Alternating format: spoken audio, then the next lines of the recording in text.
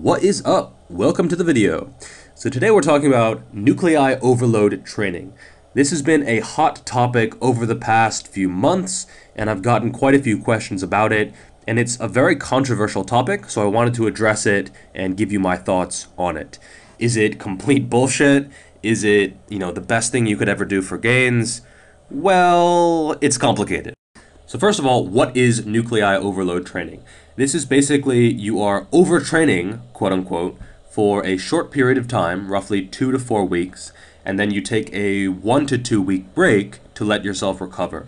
So basically you use this overtraining time to trigger satellite cells in your muscles, which are then donated into the muscle, which increases your potential for hypertrophy at a later date.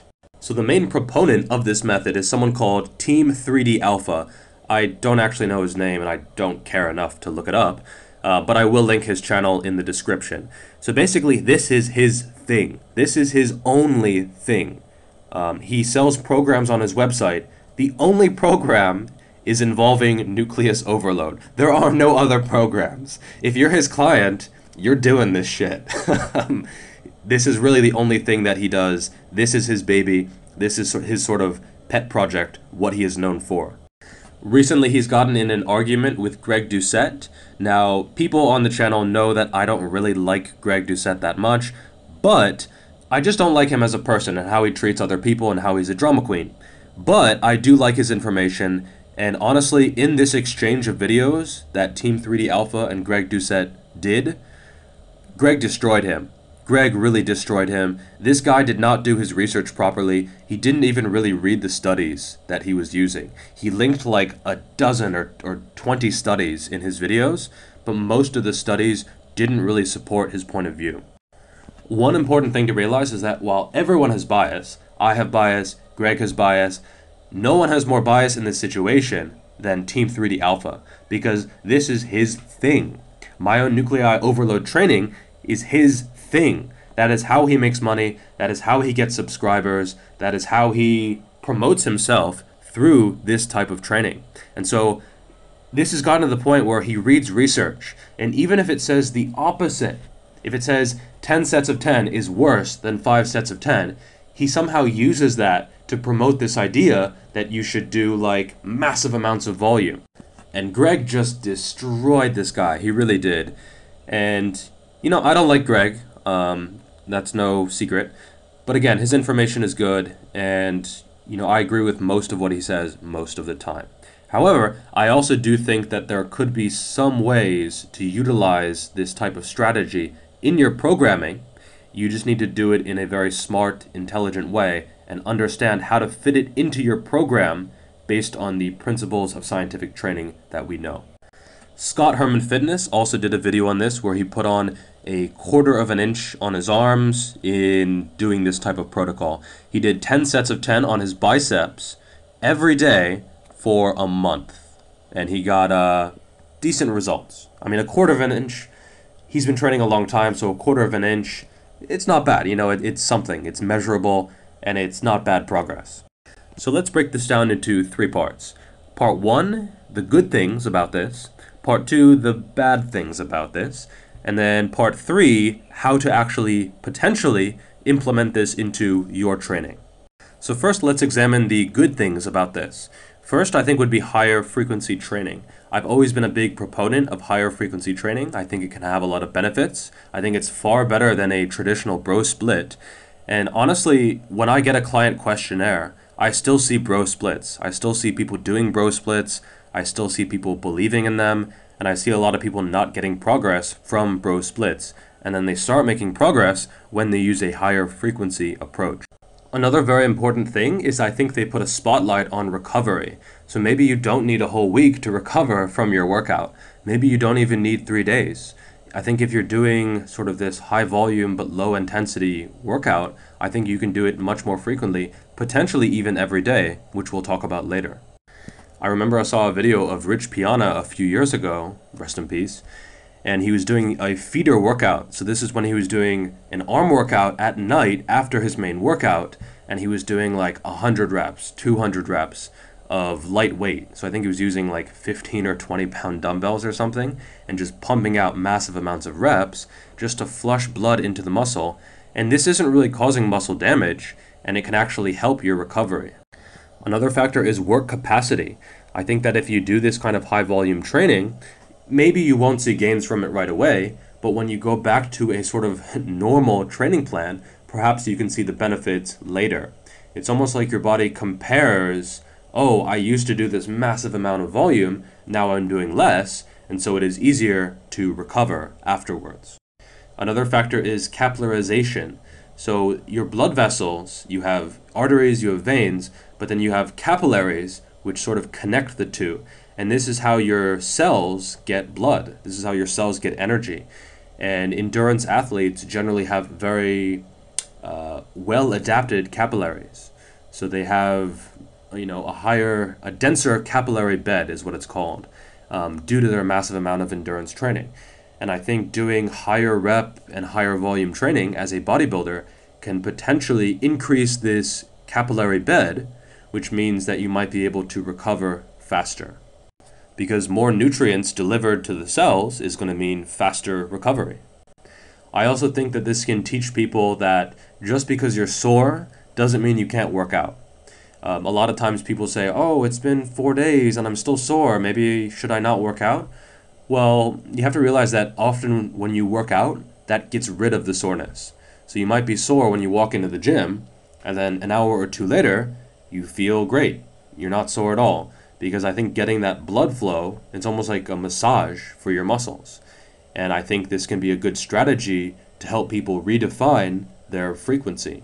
I also think it can be good for developing a mind-muscle connection. So if you're having a lot of trouble feeling your biceps or feeling your chest, I think doing a massive amount of volume for it could, in some cases, be a good solution. So let's talk about the negatives. So the first one, the biggest one, is going to be injury. It's a way of thinking that is totally wrong. People think, no matter what I do, I'll never get injured. They think, oh, I'll do 10 sets of 10 every day. There's no way I could get injured. I'll just adapt. My body is magic. It'll just adapt to anything I do. And the more I do, the more I will adapt. No, that's stupid, okay? You're not going to adapt to everything. That's a very linear way of thinking, which is not correct. It's thinking, if I do more, I will get more. No, that is not how things work with your body.